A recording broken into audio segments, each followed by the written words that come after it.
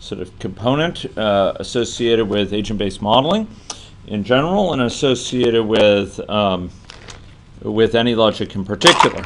And that is, we're going to work to add to this model a representation of not just agent heterogeneity in the context of agent populations, but further to that, a representation of agent behavior that reflects that heterogeneity. Okay?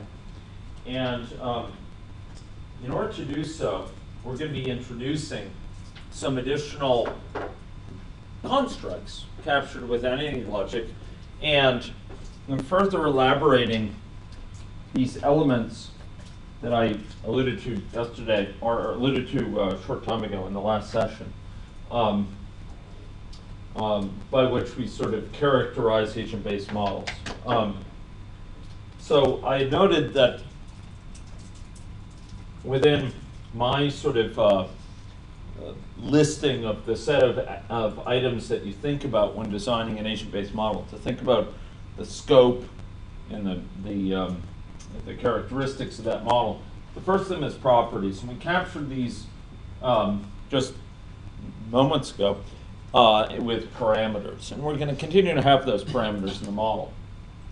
But there's a set of additional elements that we're going to be adding that specifically relate to 3 additional characteristics in this sort of acronym that I use, parties. This is similar to Ross's party framework. Ours is a little bit different, but have a lot of similarities. And I've been inspired by a lot of his descriptions, but believe it's useful to elaborate. So I'm going to fill in these additional elements here and talk about them.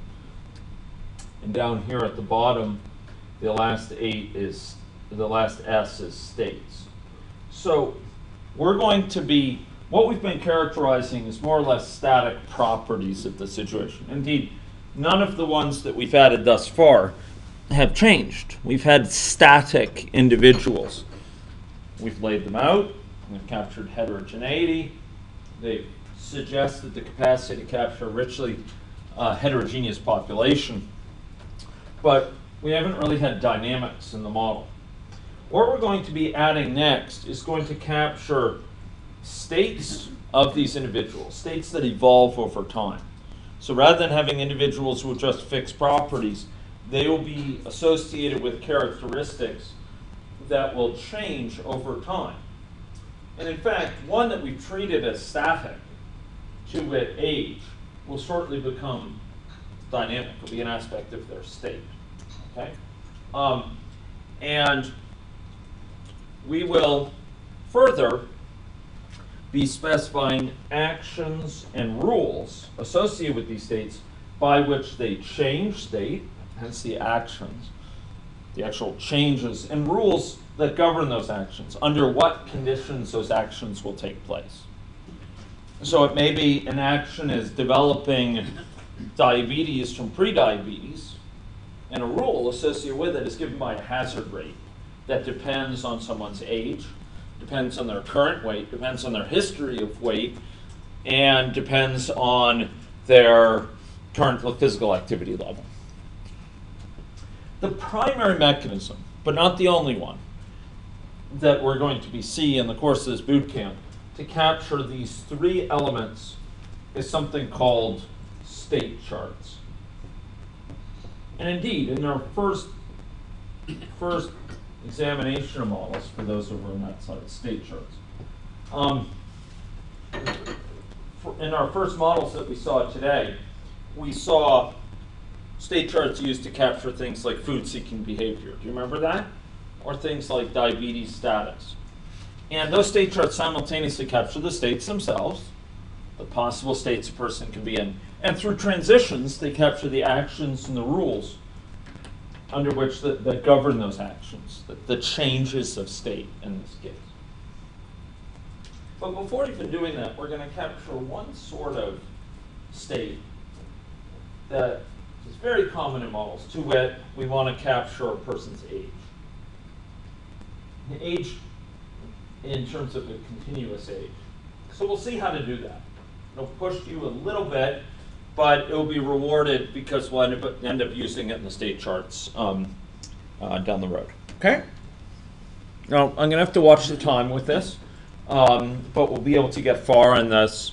We might leave some elements for later days or give you a sense of just where we'll be going. Okay, so ladies and gentlemen, first I would like to lend people an age that's not merely fixed, as it is here, but in fact they're changing over time.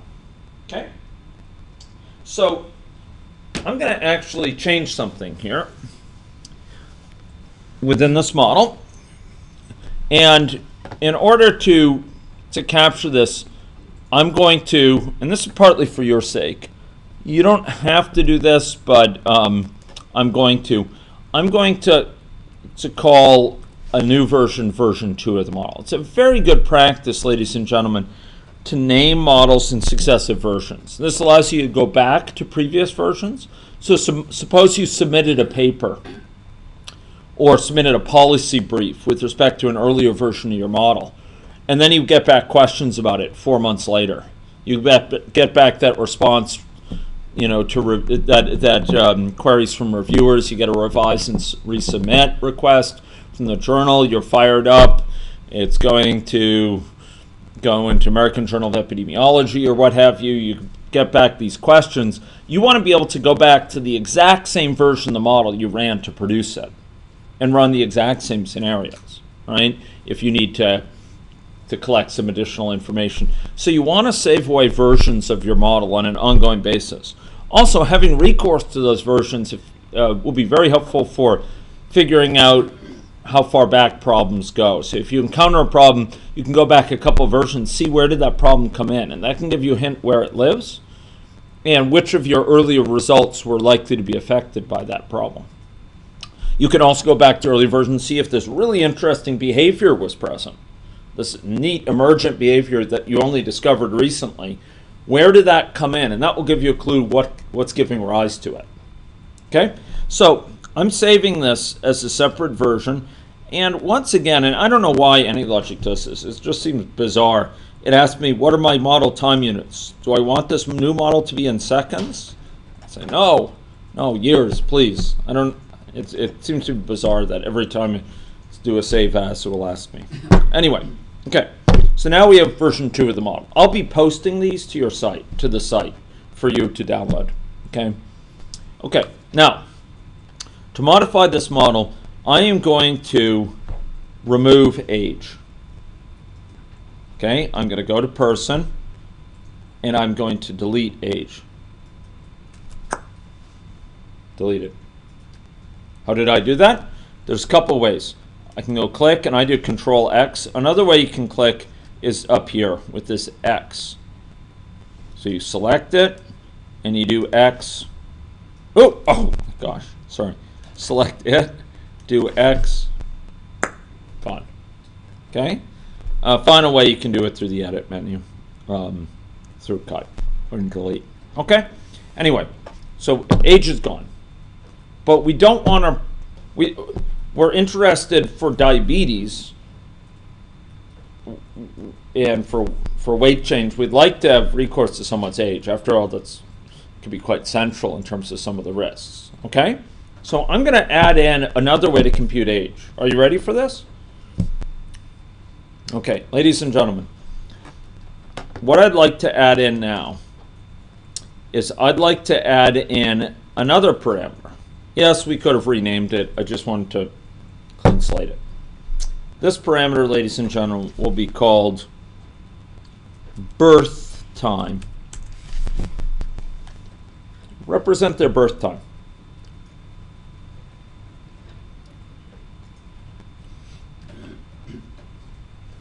And it will be a double. Time is, and this is very important, time in AnyLogic is continuous.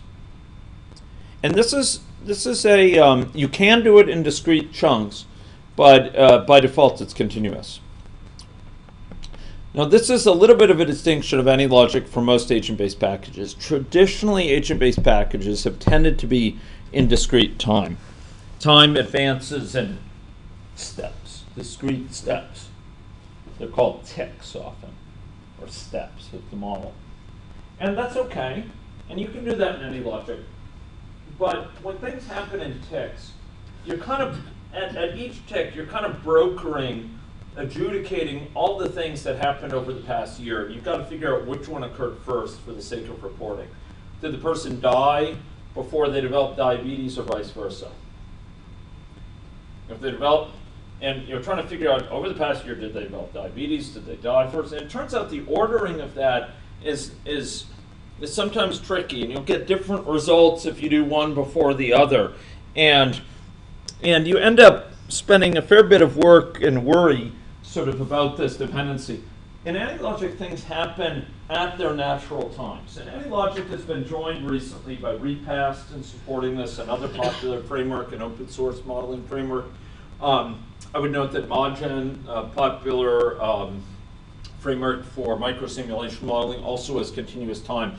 And there's some real advantages from that. I've worked quite a bit with both, and I think continuous time generally offers some compelling benefits. That doesn't mean all models I do are continuous time, but most certainly are, and I benefit a lot from it. So here, time is going to be continuous. So this is going to be a double precision value, okay? So it's going to be a birth time. And you tell me, ladies and gentlemen, many of you have worked with epidemiological data sets. You can store someone's age, or you can store their date of birth and figure out their current age, right? If they're still, or if you're concerned with a certain year of concern, you can figure out what age would they have been then. So suppose I told you that right now I can get the current time by calling a function in any logic called, and this is listed in the materials I gave you, I believe. I listed a whole bunch of these useful functions. I call time. It'll give me back the current time. Time is measured in years. If we want to check that, we can go up here to projects. We can go here, and we can see model time unit is years. So how old, if someone was born at birth time, and this is the current time, how old are they at the current time, if time is measured in years? So suppose they were born at time 2, and it's now time 7. How old are they? They're 5 years old. Yeah, time is measured in years.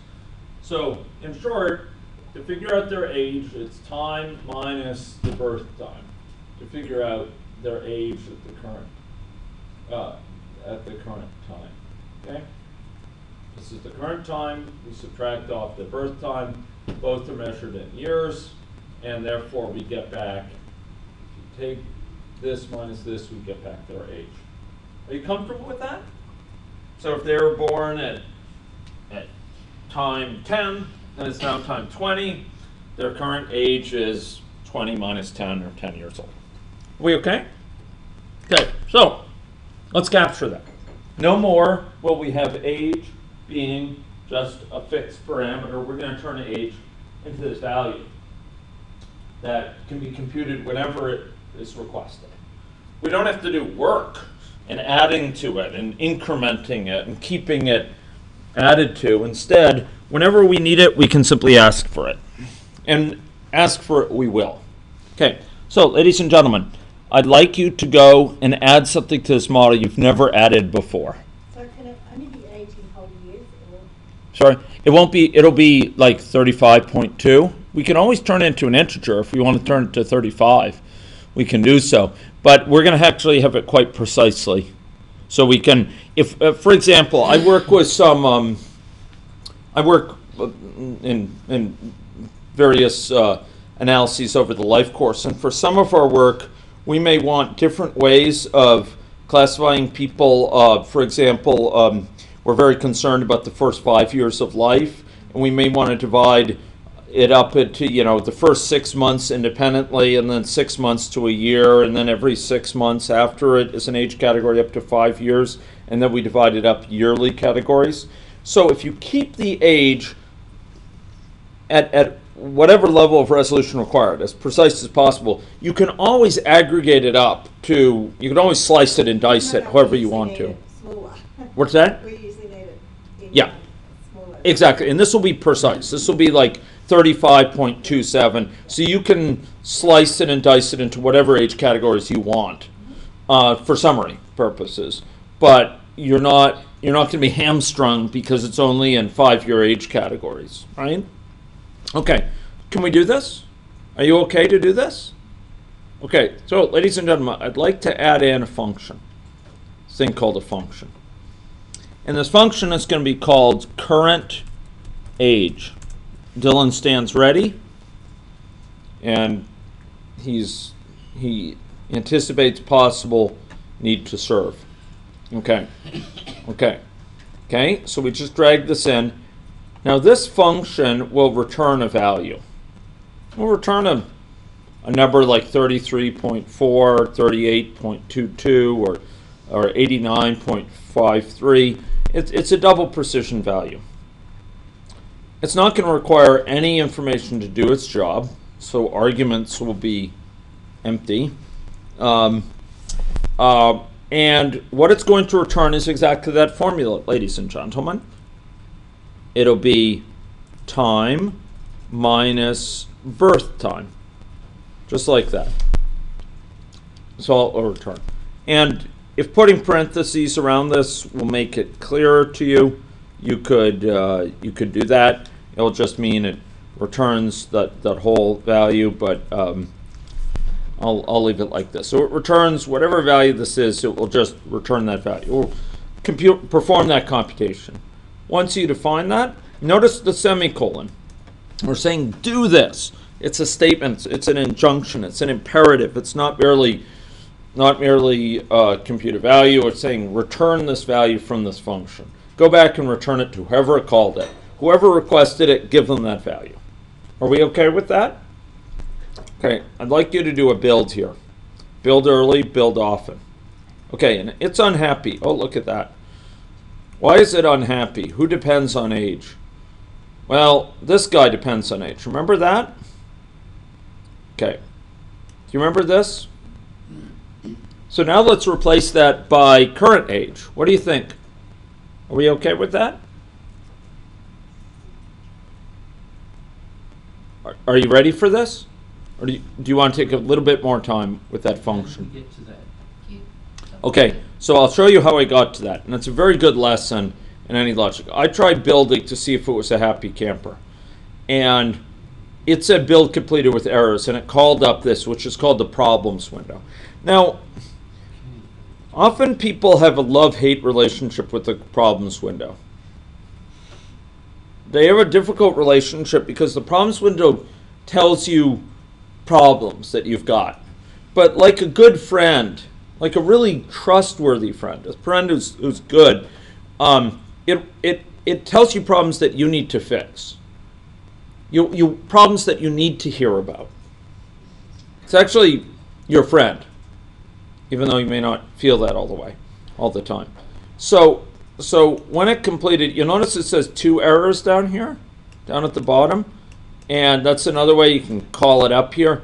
And notice if I double click on this problem, it'll tell me where it's confused. This is an indication, ladies and gentlemen, that it doesn't know what you're telling it to do. Now, there are times where it thinks it knows what you're telling it to do, but it's not what you wanted it to do. It's just what you told it to do, which is different. Those sort of problems it won't be able to flag, but what it will flag is problems where it doesn't know what in the world you want to do. Okay? So if you click on the first error, it'll say age cannot be resolved. Why is that? Well, we deleted age. Remember that? It was that parameter? We got rid of it. Do you remember that? So we need to change this. Instead of that, we need to call current age.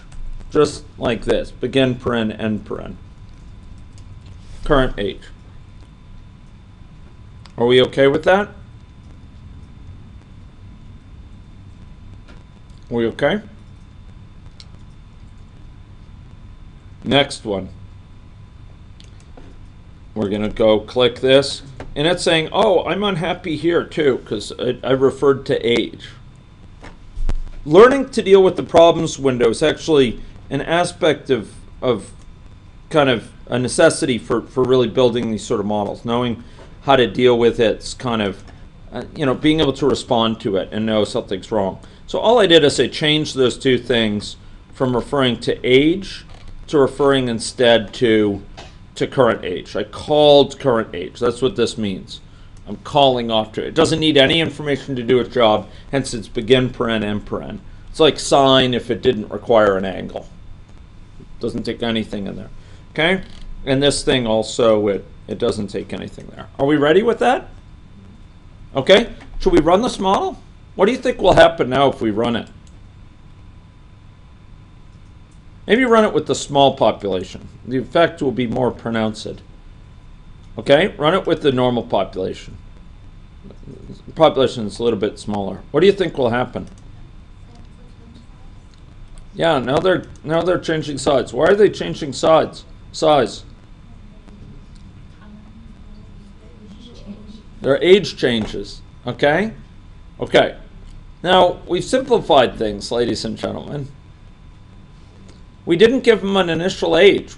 Everyone started at time 0 at what age? 0, right? Let's give them an initial age. What do you think? Okay? I know, it looks pretty nice, doesn't it? A little bit like balloons, right? Okay. Here we go. Okay, they're uncharacteristically, they're all female right now. Okay, oh, did we? Okay, here's a female. Female.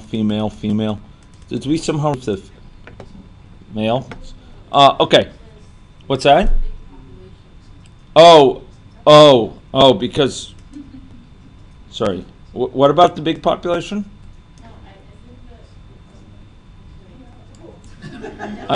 I don't think the big population is any, yeah. Okay, ladies and gentlemen. Okay, so ladies and gentlemen, let's now fix this up.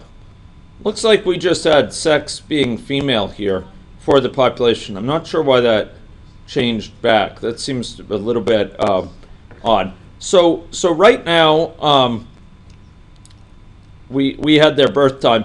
Everyone was born at time 0 because we haven't filled this in. Do you see that? Our associated with the population, we haven't filled this in. Do you see that?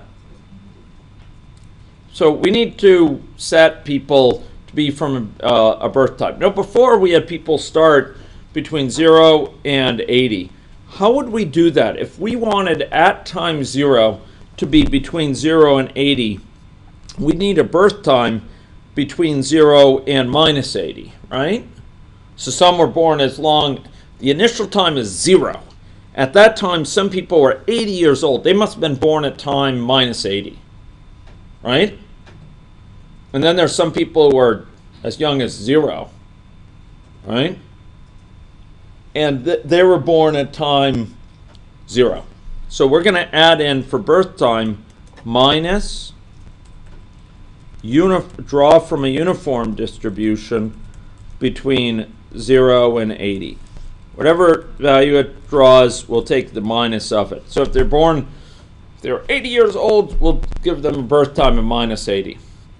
Okay, now some people will be born older and some people younger. Okay? Are you ready for that? Okay. Now the other thing, I don't know why this happened. I mean, I'm puzzled by why that changed. That seems to me bizarre. Maybe. Did I deleted sex? Oh, I deleted it for a moment. Okay, you didn't, but I did. So for you, okay, you have a mixed distribution of sexes. Okay, so thank you very much. But didn't I undo that? You did undo it, so I don't know why it's still happening. I think in the big population, Okay. you didn't undo. Oh, For the small population, it's default. okay, I'll just put this back, but yeah, it should have undone it. Jeff, maybe you could take note of that. Okay, thanks. Yeah, okay, so let's run this. Dylan, did you see that? Oh, yeah, I know. Okay, so here's the big population. What do you see going on now?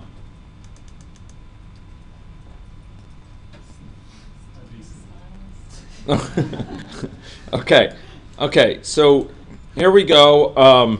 This population is growing, but notice that they now start at different sizes, right? They're starting at a distribution of initial ages. Are we okay with that? What happens when the age is over 80? You know, when you start with 80 and then as time goes there. Yeah. So they're right now. There's no mortality going on. So I think in Chinese they say "lao de lao," right? They're becoming very, very old. They're Taoist sages or something. Yeah. They're indeed, yeah, exactly. So they're right now they're implausibly immortal. We'll come to that. Okay. Now, ladies and gentlemen, let's get down. So we just had state change for age. We just put that into place and at a very graphical level demonstrated its functioning, right? We see very clearly the look at that. That's very clearly the effects of age here. Okay, so ladies and gentlemen, now let's lend some additional dynamics to people. Are you ready? Okay, so I would like you to go to person, and I would like you to go within person. I would like to open up a new palette for placing things within person. It's going to be this palette here, which is called the Statechart palette. Are you okay with that? Statechart, you see that? Okay. So, from the Statechart palette, I would like you to drag in an entry point, and this is going to be called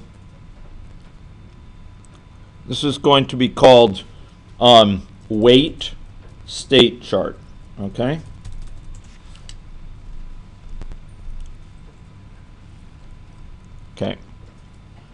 Now, we're going to add to this weight state chart, ladies and gentlemen,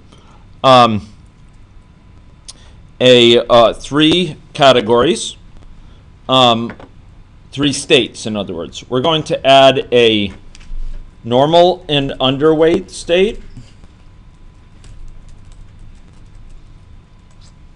We're going to add in, okay, so it maybe I put a space in front of that. Let's try that again. Normal and underweight. Yeah. You notice when I do that, how did I drag that in? Let me be clear about that, because I need to be clear about basics. So from the state chart, I dragged in the state chart entry point. Notice it's not.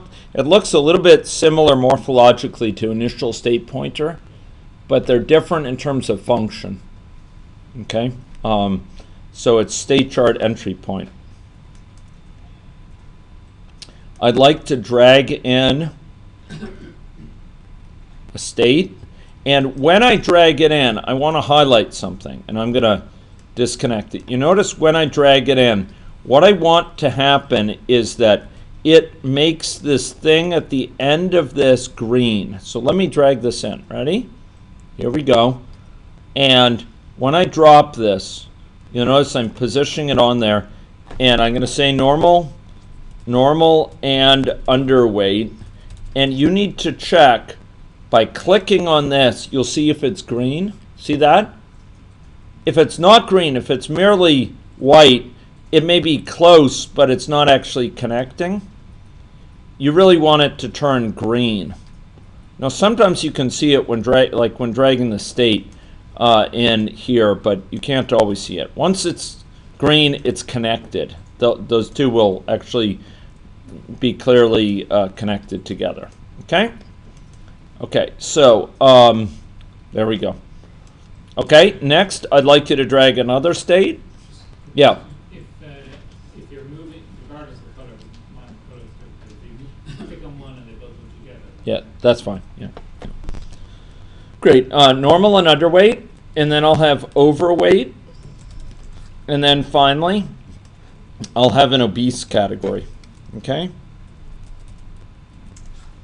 Okay. Are we ready? Now, I'm going to set up, ladies and gentlemen, between these a set of transitions, okay? And for the moment, we're going to leave these in a primal state. And I'm going to use it to teach some lessons. And then we will go and we will elaborate them with greater texture. So I'm just going to drag them between these here. And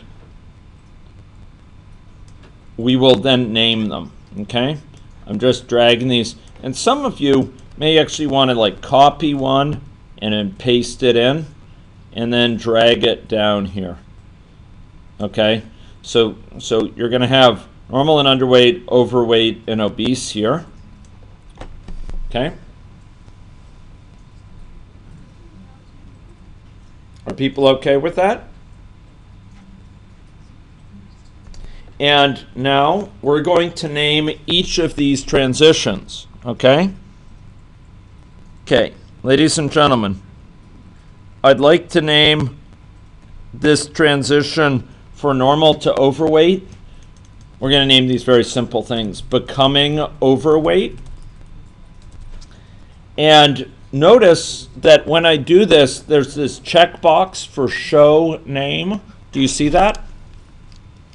That checkbox for show name, I'd like you to check that checkbox, ladies and gentlemen. Okay. Dylan? Oh, well, okay, never mind. This thing is just out of power. But that's okay. Jeff, any chance you might be able to see if they can yeah, thanks. I'm sorry to trouble you with that. Yes. You also have this option. Okay, that's great. A little old school, but you know. Okay. Thanks very much. Yes. I didn't see. How did you get the arrow going back from overweight to normal and underweight? That's a good question. So what I did is I'm going to delete it. So just to show you. So I dragged in an arrow. Now I will leave it like this, and then I will go and hitch this up to that guy and then hitch this up to this guy like that. That's one way to do it. Or you could kind of flip it and then drag it, but that's one way to do it. Okay? So this is becoming overweight, and I'm going to do show name here. Do you see this? There's a little box, show name, and that will allow you to maneuver the name while it's underlined. You can actually maneuver it around to have it positioned so it can show it clearly. Ladies and gentlemen, for this one here, I'd like this to be losing overweight, and I'd like to also show the name for it, and you can move it up here. Okay, for this one, I'd like to make it becoming obese, and once again show the name, and then this one will be losing obesity. Okay, and this one will be show name as well. Okay. Okay, so ladies and gentlemen, this is good. So what I would like to do though is to change the depiction. associated with those individuals within the population, such that we have a color that's used for the person, not depending on their sex, but on their diabetes status. Now, we could do something fancier. We could make the border color depending on sex, and the interior depend on obesity status. Maybe we'll do that. Then we can capture both together. Okay? So you ready to try this?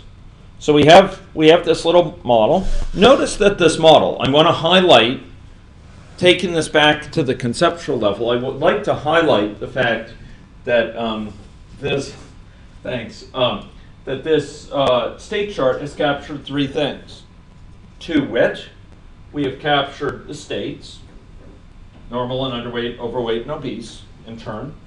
We've captured the actions, the things by which that cause change, to wit, yes, the transitions between those states. And finally, but merely at this point implicitly, we have captured the rules by which those actions take place. So I'd like you to click on a given transition here. And we've left those rules all to be explicated. We're going to put some time into that. But this, you'll notice this is a timeout transition. Do you see that? Timeout of 1. So after exactly 1 year, the person will go here. And I'd like to make this very visceral. So are you ready? Okay, so let's go up to the oval. And I would like to put in place, from fill color, I'd like to go to line color. I'd like to switch what's in fill color now to be in the line color. Okay? So now we're going to have people delineated in terms of lines as to their sex. And I'd like to change the line width to be 3 point. Okay? So they're going to have a colored band around them. Are we ready to run this model? Okay, I'd like you to build it. Okay, who needs a little bit more time? So what did I do here? Let me rehearse it. I first added in this state chart, weight state chart. I added each successive state, normal and underweight, overweight, and obese. And I added in these transitions, which I named becoming overweight, losing overweight, becoming obese, losing obesity. And ladies and gentlemen, for each of them, I made sure that I indicated here that I was to show the name. Are people okay with that?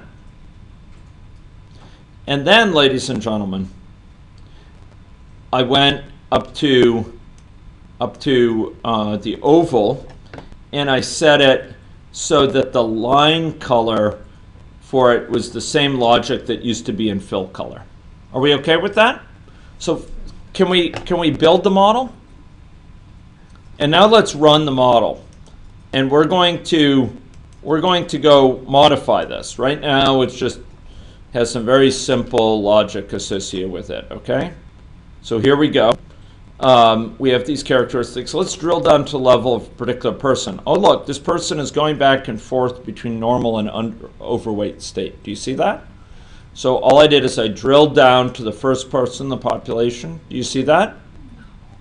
They're going back and forth. Okay? Okay, we're going to be elaborating this, but I want to make it clear what's going on, okay? Are we okay to proceed? Okay. So, ladies and gentlemen, I would now like to do something that is going to serve as a conceptual assist for several times during the boot camp, including, depending on the time goes, potentially twice today, right now, and then once more within the next half hour or so. Are you ready? I want to encode it so that when we go up here to encode their oval, we can refer to a color. Okay? We're going to refer to a color. Now, I could have a long, complicated statement like this one up here that asks in which state they're located and chooses the color. but I'm going to do this differently in a way that will have a lesson. Okay, so I'd like to go to the palette. I'd like to go to agent, and I'd like to add in what we haven't added before, a variable. And this variable will be called color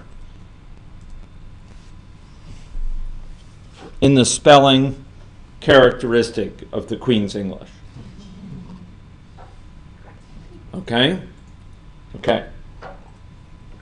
Now, when we specify a variable or parameter, we need to specify something called its type. Type delineates what are the set of possible values that could be drawn from, amongst other things. What are those values? So for the type here, we're going to look, and its type won't be listed here. It needs to be of type color, according to the proper standards of American English. Okay, so we're going to need to say other, and we're going to need to specify capital COLOR. Just like sex, with a capital S meant the set of all possible sexes, amongst other things. Capital COLOR indicates the set of all possible colors. Are we okay with that? So this will be a particular color drawn from this set of colors, and its initial value will be black. Okay? Are we okay with that? COLOR, is that something we just created, or is that actually? No, that's something that's built into any logic in Java. In fact, if you went and you said CO and you did control space in the fullness of time, it would come back with a. I guess I'm running a few too many things. It will come back. Yeah, here's this color. It's a thing that Java knows all about, and it's named according to the dictates not of the Queen's English, but of the American Imperial. And if in the object that we were creating, we tried using, basically spelled it the US way, would that have given an error message, or would it have allowed us to do Oh, it would have very happily allowed you to do that. In fact, we can choose whatever naming we want for a variable. It's just that this is reusing some mechanism that's provided by AnyLogic and actually by Java. And so if someone else built it already, they choose the names, and we just have to use their names. By contrast, if it's something that we're introducing, we can choose our names within the general rules allowed for names. Now, as a general principle, it's good to give variables in parameters lowercase names, because it makes it clear visually what's a class of things, sort of like capital SEX. It's a whole set of possible sexes versus what's a particular value, and each person here will be associated with a particular value. Okay, yeah. So so this will be a particular value. Does that make sense? Okay. Okay. So, ladies and gentlemen, we've set this, and now we're going to set here for the oval. We're going to set the fill color to be what? What do you think the fill color is going to be? It's going to be a dynamic value, and what is its value going to be given by? By what? I'll give you a hint. Begins with a C. It ends with an R. It has a U in it. Color. Okay, color. There. Its values can be given whatever value is here. Now, what if we run this model? What will we see? What spectra will lie before us? Indeed. Let's run it, and you will see them. Okay. So there we go. Okay. Why are they black? Yeah, because we set the variable to be black, and never do we change it. Never do we change this, right? Now, quoting from Macbeth, out black spot. So we're going to close this, and we will now go assign this variable. We'll now make it the appropriate color. So watch this. In this state, normal and underweight, normal and underweight, we will set to be color to be equal to green. Now we do so, ladies and gentlemen, we do so when we click on this. You notice you could say entry action. That means what is any logic to do when you enter this state? And I'm saying when a person enters this state, make their current color green. Okay, so let me put that up on the big screen. This is what I did. Why is it equals not equals equals? If it was equals equals, it would just be saying is color green? Equals just says make color green. Assign color to be green. Make it, force it, require it, assign it to be green. Change its value to be green. That's what that means. Are we ready? Okay, let us now put very similar statements, changing only the color, only the particular color on the right-hand side. Here, for overweight, we're going to make them yellow. And for obese, we're going to be making them red. Are we ready for this? All I did is copy-paste, yes. On normal and underweight, if we entered exit action as... Oh, yeah. Would that give you the same effect as entry for overweight? Well, I see what you're saying. Great question. And Colin was asking, you know, if we put color equal red in the exit action here, would that be the same as coming in here? It not entirely. It would, with respect to this transition, it would have that effect. But imagine if someone were obese and came back into overweight. We want them to be changed to yellow. And if it were purely in the exit action here, the only place that will occur is if they're going from normal and underweight to overweight. So if we want it to occur when someone enters a state, regardless of from which place, we typically put it into the entry action for the state. Now, Colin, there's yet another place we could have put it. To wit, we could have associated it with this transition. You notice each transition has a so-called action associated with it. We could have put it there, but once again, this is a common action. We want it to turn yellow regardless of whether we come in via this transition or this one. So we put it in the state. But there are times where I will put that action in a transition because it's very specific to that transition. Is that helpful?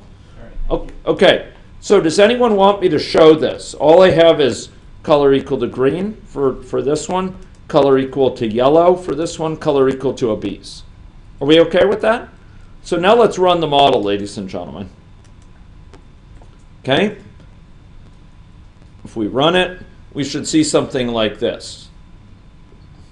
What's going on? Okay, there are phenomena of weight cycling, but this is taking it to an extreme. And all across the population, regardless of income, people are in similar cycling.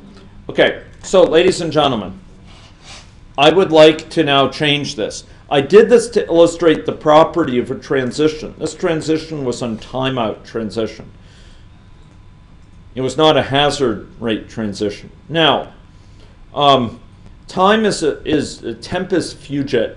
Time is fleeting. We've got about half an hour here. And I really want to cover interacting state charts. So I'm going to have to ask your pardon at several levels. I would like to show you a way that we would formulate these hazards as a function of their age, as a function of their income, and as a function of their sex. I think that would be very nice. At least one of them. But time is a fleetin', and I have a recording online about that from last week where we have it vary by sex. So I'm going to ask you to put in some simple hazard rates right now. We're going to see the impact. Then we're going to put in a diabetes state chart. We're going to link the two. So your risk of developing diabetes and prediabetes depends on your weight. We're going to run those. And as time allows, we might come back and put in a more proper handling of age and sex and income and how that would affect these hazard rates, okay? But I just want to be sure that we hit the essential points. Are we okay with that? Okay, and I will refer you to a video from last week or from other classes where I've had a more proper analysis. Okay, so ladies and gentlemen, I would like you to change this from a timeout to be a hazard rate. Now, I want to do this in a didactically clear fashion. We're going to change it to a hazard rate, and a hazard rate specifies not a probability, but a probability per year. It's a continuous time hazard. It's a probability density, for whom that's a sensible concept. It's a probability per unit time. And if it has a rate of 1, what it means is that on average, within 1 year, you'll leave via this transition. 1 year on average. It's associated with, it's a memoryless process. And I realize that some of these won't be meaningful comments to some people. But for those who are from biostatistical background or statistical background or from a background familiar with stochastic processes, if we have a fixed rate, it's associated with a memoryless process no matter how long you've spent in this state. If you're in the state at a given time, your chance of leaving in the next little bit of time is the same, no matter how long you've spent there. Okay? Now, you can have in any logic time-varying rates or rates that depend on how long you've been there, and we may see that in the next few days. But right now, if we put in a fixed rate, all I'm telling you is it's a memoryless process, okay? Another thing that goes along with that, and memoryless continuous time process like that, is your time spent in this state is exponentially distributed. They go together. If it's continuous, if you have the same kick of the can for each successive day and your chance of leaving, as long as you're still in that normal underweight state, if you have that same chance no matter how long you've been there at developing overweight, it means that your time in this state is exponentially distributed. It's just a mathematical fact. There's nothing to do with any logic. It's just there's a whole wealth of tradition of sort of solid knowledge about the nature of stochastic processes in this regard. So this is going to have an average residence time. If you have a rate, the average residence time is 1 over the rate in years. So the average residence time is also 1 here. But we've transitioned from a fixed timeout, a timeout where it's far from memoryless. It's exactly memory full. You leave it after exactly 1 year. That's what we've had now. And we've transitioned to a fixed timeout, or to a fixed rate. Now your chance of leaving each year is the same no matter how long you spent there. You have the same probability. In fact, your chance of leaving each day, each minute, is the same no matter how long you spent there. As long as you're still there, your chance of leaving the next minute is the same. Now, what do you think that we're going to see if we run this model? All I've done is change that. Your average time in this state is the same, 1. But what do you think is going to occur when we run it? What do you think will happen? People maybe different times. They leave it, yeah. So now we see there's this kind of blinking confusion. Still, no one's becoming obese yet. Why? Because from this state, there's 2 transitions that leave at exactly 1 time.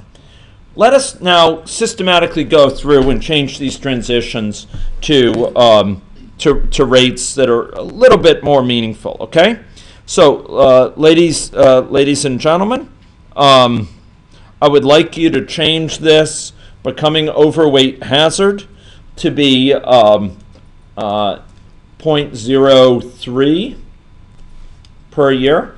Mean time before developing obesity, roughly 33 years, 1 over that. Okay. Now again, we can make this age specific. We can make it actually depend on their current age and income and so on. But I'll come back to that. I just want to get to a key point or two before we finish for this afternoon. Okay, for losing overweight, your average time here is going to be associated with, it's going to be 0.1. Okay, so an average of 10 years per overweight, you can transition there. Becoming, excuse me, this will be a rate transition. Oh man, it'll be a rate transition here with a rate of 0.1, meaning your average time in that state before leaving is, via that transition, is 1 over 0.1 or 10. Okay, ladies and gentlemen. Okay. Becoming obese. It's a rate transition, ladies and gentlemen. Its rate is going to be 0.2 per year. So if you're overweight, you have a significant chance of becoming obese, and for the reverse, for losing overweight, the rate is going to be 0.05 per year. Okay? Now, what I would put in, just to let you know what we would be doing if there's time, we would put in biostatistically familiar formulations of this. I don't know how many of you have worked with Cox proportional hazards models or accelerated failure time models or what have you, but we could put in a formula here that would be exp, so e to the value of some beta 0, some intercept plus beta 1 times x1 plus beta 2 times x2, where beta 1 might be, or x1 might be their age. X2 might be their income. X3 might be their sex as encoded as 1 or 0. Or we could have an age-specific hazard rate formulation. But right now, let's just put this as it is, and let's run it again, okay? Here we go. Ladies and gentlemen. Here we go. And now we see some individuals becoming overweight, some individuals becoming obese, and individuals aging. Do you see that? Okay. There's occurrence of overweight. People do go back and forth between overweight and obesity, and sometimes between normal and overweight. And a given person at a given time is in exactly one state here, right? So you can go down and actually see this. This person is currently obese, as you could see their girth growing. And at some point, within 2 years, 1 year, they're going to become overweight, and then they'll go back to obese. Okay. Now, ladies and gentlemen, in the final little bit here, we're going to introduce a second state chart. Okay? State chart entry point. We're going to call it diabetes state chart. Okay? And in the interest of time, normally I would put in a normal glycemic, pre-diabetic, and diabetic state. But I'm just going to put in right now a normal glycemic and a diabetic state. So normal glycemic state and a diabetic state. Okay? Normal glycemic, diabetic. And we're going to have a transition between them. Now, this transition will be a rate transition. A rate transition here. And the rate associated with this will initially be set to 0.05. Excuse me, 0.02. 0.01, okay, per year. 0.01 per year. We're going to replace this in just a minute, but 0.01, okay? So that's good. So what we're doing here, and I want to draw your attention to this, we're characterizing these individuals according to their state, their states, the actions, the change state, and the rules for those along two different types of concerns. On the one hand, we distinguish people according to their weights, and on the other, according to their diabetes status. A given person, this is absolutely a key point, ladies and gentlemen, a given person will be in exactly one state with respect to this weight state chart and exactly one state with respect to diabetes. They'll be, with respect to diabetes, they'll be in a certain state. With respect to weight, they'll be in a certain state. They'll have a certain weight and they'll have a certain glycemic status. Okay? Now, if we run this model now, let's go ahead and run it. We will see individuals cycle between these characteristics. So let's go run it. And as we run it, we will see people's weight change as indicated by their color. But if we go down here, we'll see that within our population, there are some people who are diabetic, for example. Many people are normal glycemic as of yet in my model, but there are a few diabetic individuals. Okay? Individuals become diabetic. But within this context, so that's great. We capture these two different concerns related to states.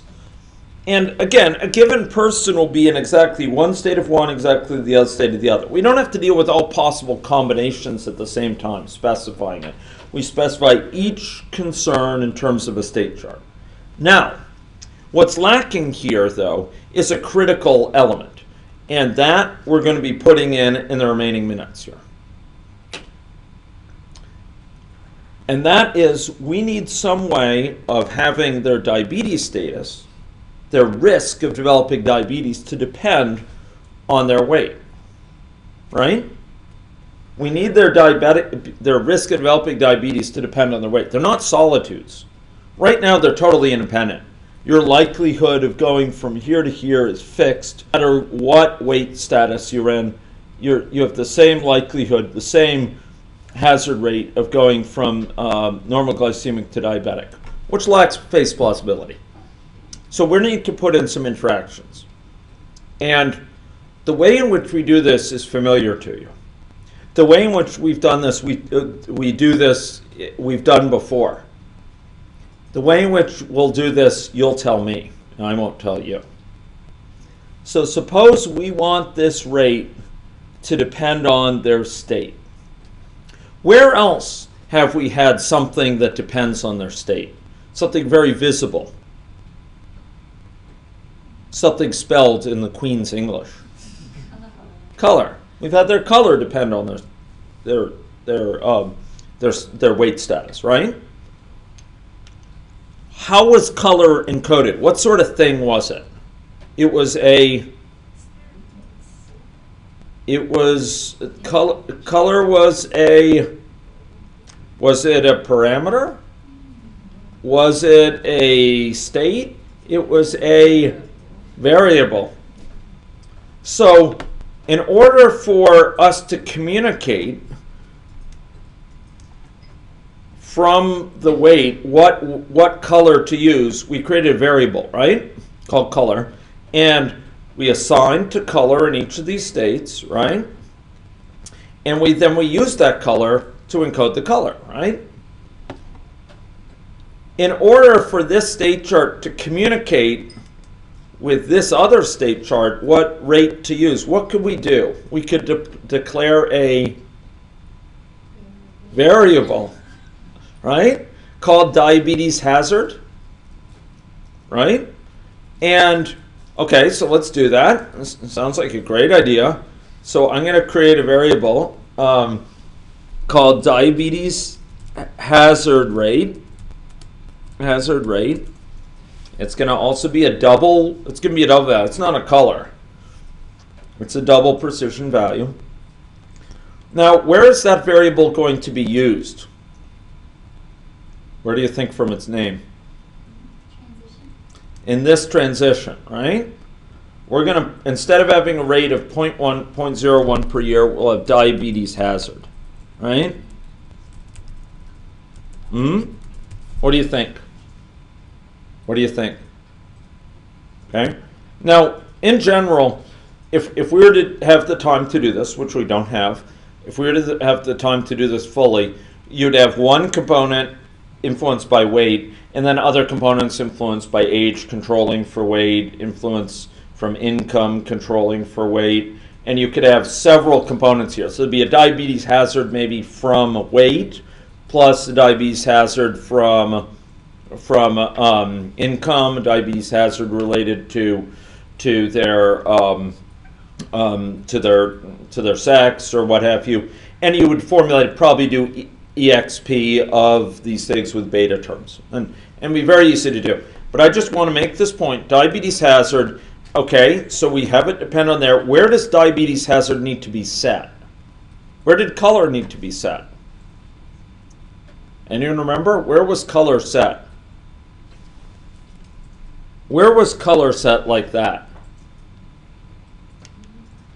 In, where was that set? In the state chart. Yeah. So ladies and gentlemen, let's go back to the state chart.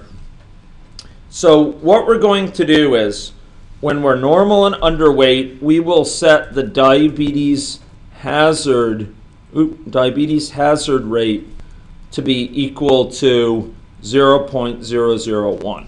Okay? Okay. We'll consider it for type 2 diabetes. Okay. Okay. Excuse me. Let's make it 0.005. And just look at my notes here. 0.005. Okay. For the next one here, for overweight, we're going to make the diabetes hazard be 0.02. And for obese, we're going to make the diabetes hazard rate be 0.05. Okay? So for each of these states, let me use this one as an exemplar on the big screen. For each of these states, we'll have something like oh, hey, oh man. Okay, sorry, this is exhibiting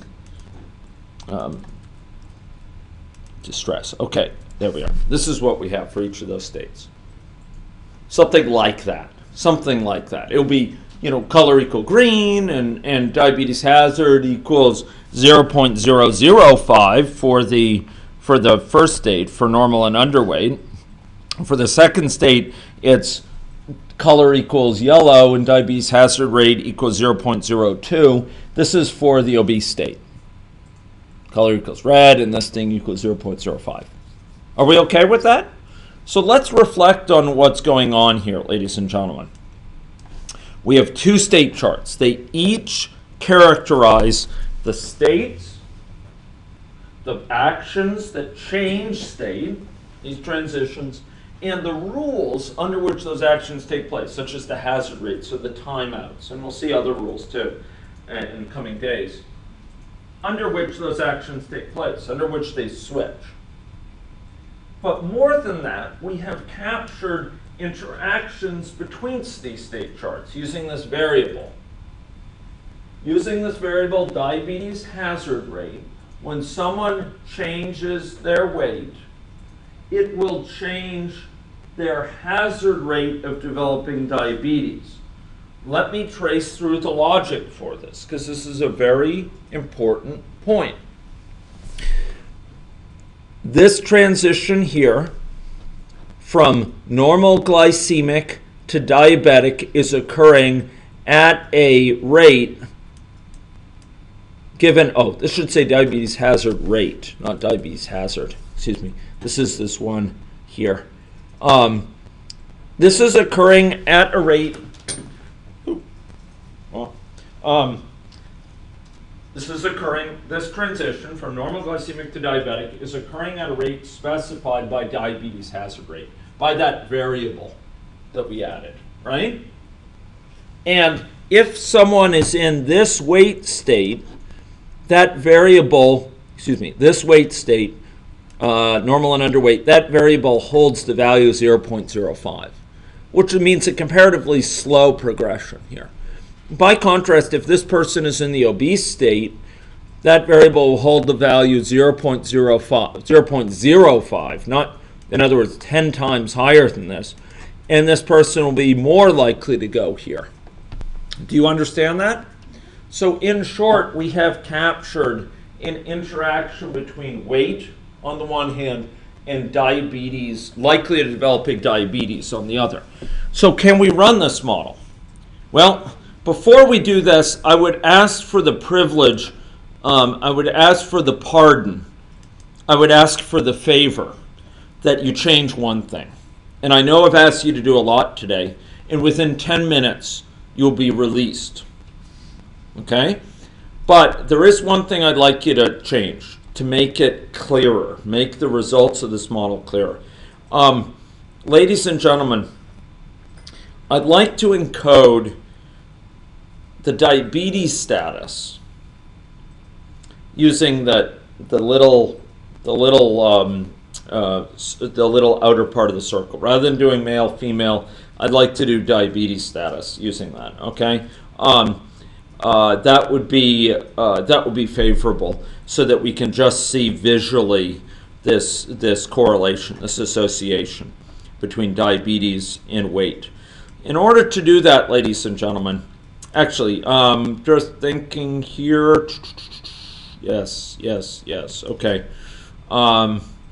Yeah. Okay. Here's an idea. Okay, I think we'll do it this way. I'm just trying to figure out how to make best use of the time. Right now, the size of that oval is dependent on what? On their age. Let's make the size of the oval dependent on their weight. Let's make the color of the oval dependent on their diabetes status. What do you think? Okay?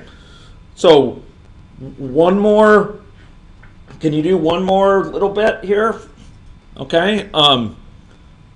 Do one more little exercise. I really appreciate it. Okay? So here, ladies and gentlemen, we're going to be changing the following. We're going to add a variable called oval radius. Okay? It's going to be called oval radius. And now, when they're a normal and underweight, the oval radius will be 5. Okay? 5.0. So I added a variable. How did I do that? I went down in this palette to this agent thing here, and I dragged a variable in called oval radius. And then for this state here, normal and underweight, I assigned oval radius to be 5.0 instead of changing color. I'm no longer doing color for this. Color will only be changed in the diabetes state chart. So this is now the thing for normal and underweight. Normal and underweight entry action is given by this. Are we okay with that? Ladies and gentlemen, similarly, when we go into overweight, we are going to change this to be an oval radius of 10. Okay? Time is a ticking, and I'm watching the clock for you. Okay? Oval radius of 10, and this will be that next entry action. And similarly for obesity, the oval radius will be 20. Oval radius, oval radius equals 20.0. So this is what it looks like for normal and underweight. This is what it looks like for overweight, and this is what it looks like for obese. Okay. Now, just one more change. Well, okay, sorry. Is oval radius actually doing anything right now? What do we have to do to make that operational? What do we have to do to realize that change? What do we have to do to make that actually change the oval size? What do we have to do? Yeah, change the radius in the oval to be what? Yeah, this dot oval radius. Excellent, excellent. Oval radius. And to be really consistent, for fill color, I really said this dot fill color. Thank you for catching that. Your name? Your name? Emma. Emma. So thank you for capturing that. This really should have been this dot fill color if I want to be careful and consistent about it. Okay, so radius is now this dot oval radius. Now we have just one final change. One final thing. And that is to do what? To set the color by the diabetes state chart. Right? Ready to win one for the Gipper? Okay. Okay, for normal glycemic, I would like you to set color equal green. Oh, we can do it all lowercase. And then for diabetic, I'd like to set color equal to red. Remember, the oval's already set up to use color. For its color, all we did is basically we created a new variable, oval radius. We've set that accordingly, and we set the radius of this to be using that. For color, we're just reusing this existential mechanism. We've just changed it from encoding the weight state chart to encoding the diabetes state chart. Are we ready? Are we ready to run it? Okay? Okay, who needs me to show anything I've done? Dylan stands ready. Annie is poised. Okay, sector 1, deployment. Okay? Who else needs help? Okay, sector 2. Annie? Annie? Annie, I thought was poised. Okay, Annie has left the structure. Okay, I'll have to check it out. Okay? Okay, it's right for the radius. This dot oval radius, yeah. Instead of the age, it's now going to depend on this thing, oval radius. Okay? Okay? Who else needs help? Help? Help is on its way. Okay?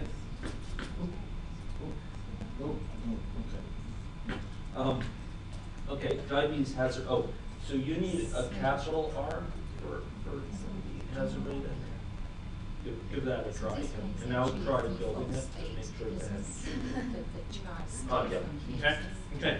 Remember, any logic is very in Java are very particular, ladies and gentlemen, as to spelling. And if you put a lowercase where an uppercase is needed, it will complain. So remember to do control space to fill that out.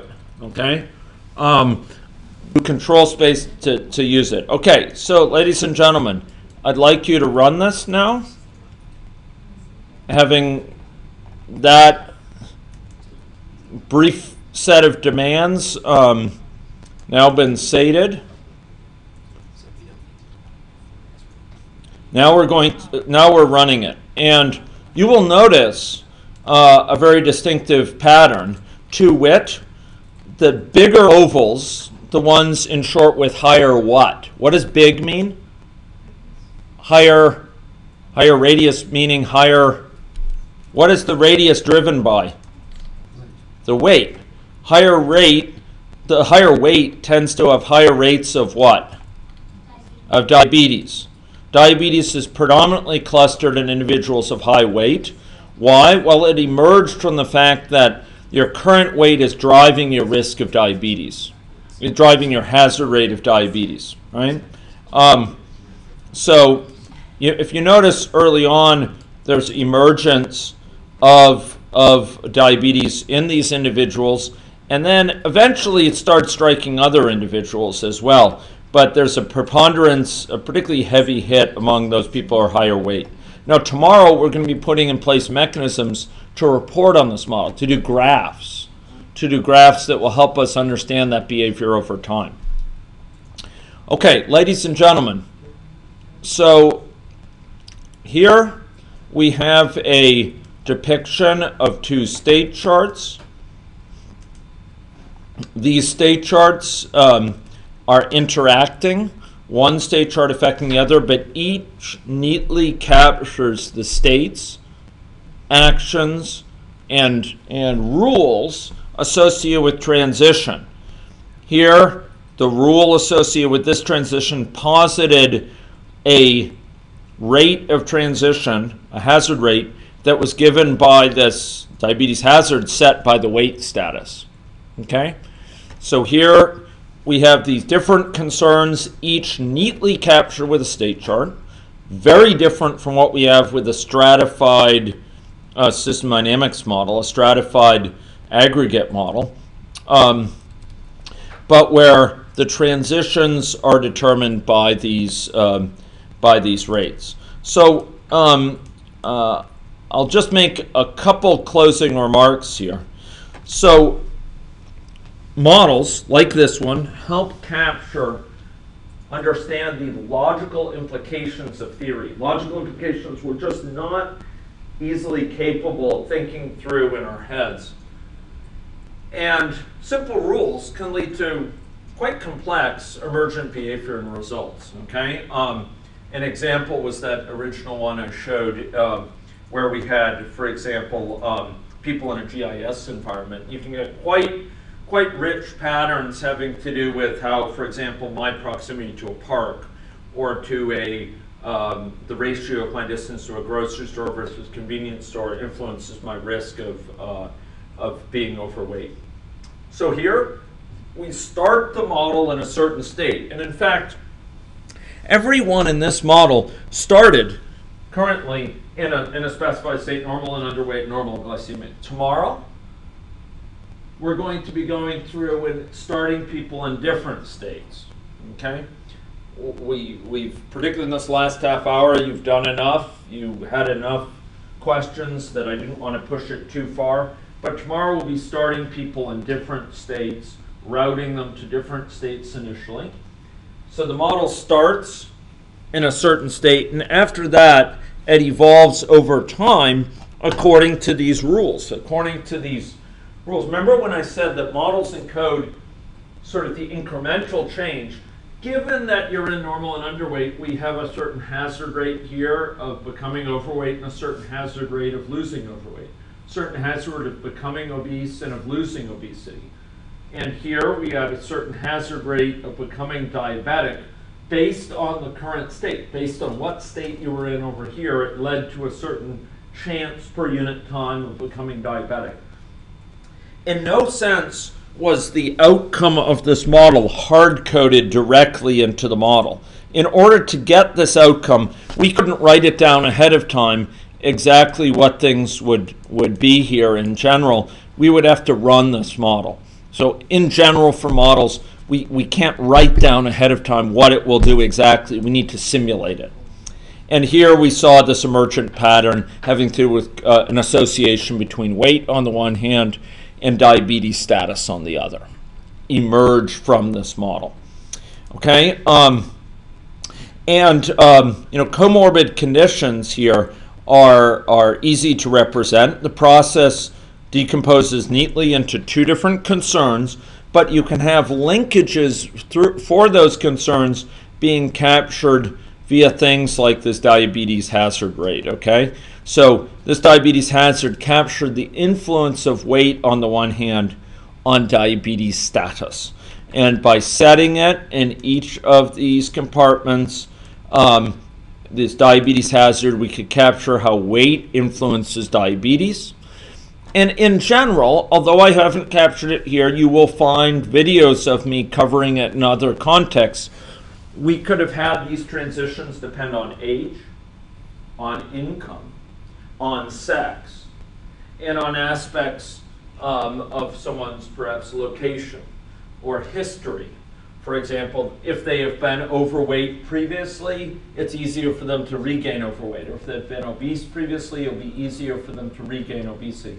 Those things can be readily incorporated in these models through somewhat similar mechanisms, okay? By assigning variables and assigning and using variables to communicate between state charts or within a state chart. Okay, so I've kept you over time. You won one for the Kipper, okay? And I appreciate that. It allowed us to reach this sort of natural point here.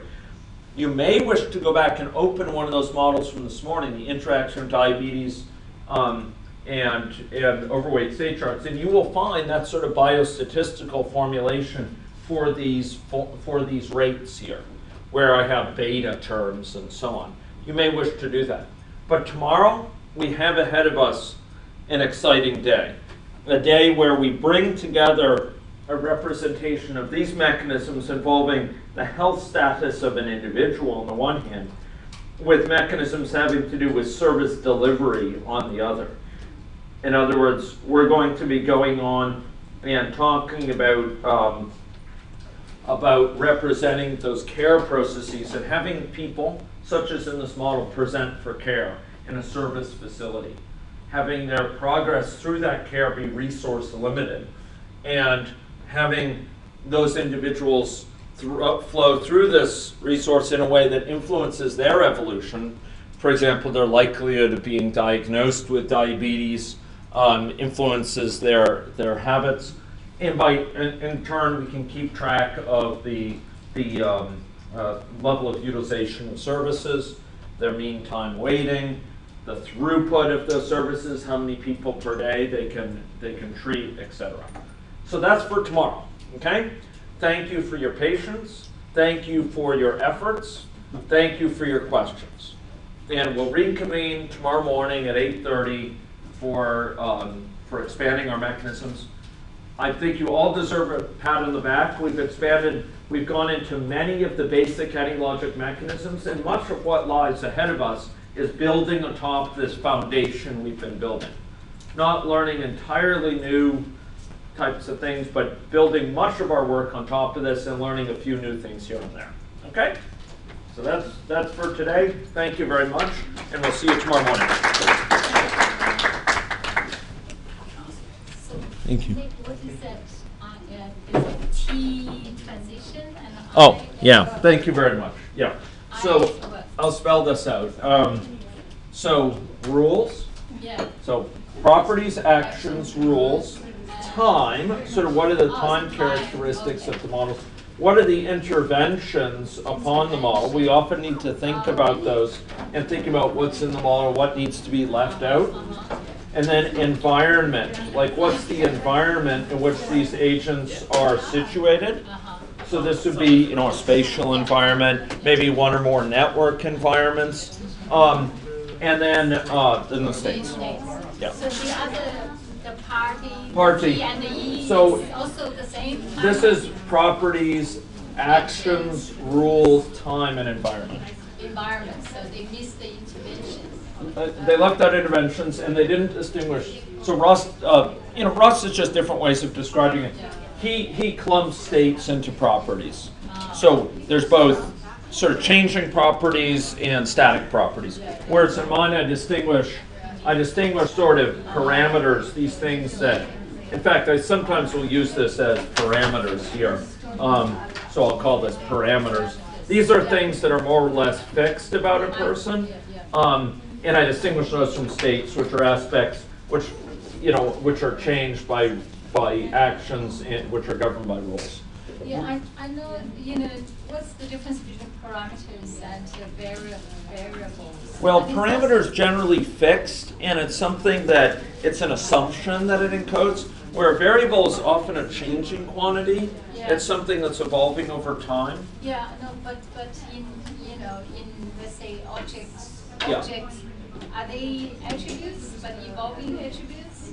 Yeah, that's true. I mean, they're both, from the standpoint of the underlying programming plumbing, Yeah. it turns out they're captured in pretty similar ways. But in any logic, they are distinguished because they have different types of things that they can each do. And I mean, ultimately, they boil down to there's elements of, in the Java code, of variables with them. But any logic actually allows you to do things with parameters you can't do with variables and so on. And so the variable is kind of a evolving quantity, okay? That Whereas a parameter has some extra meaning associated with it, some extra semantics associated with how it evolves. So we can talk a little bit about this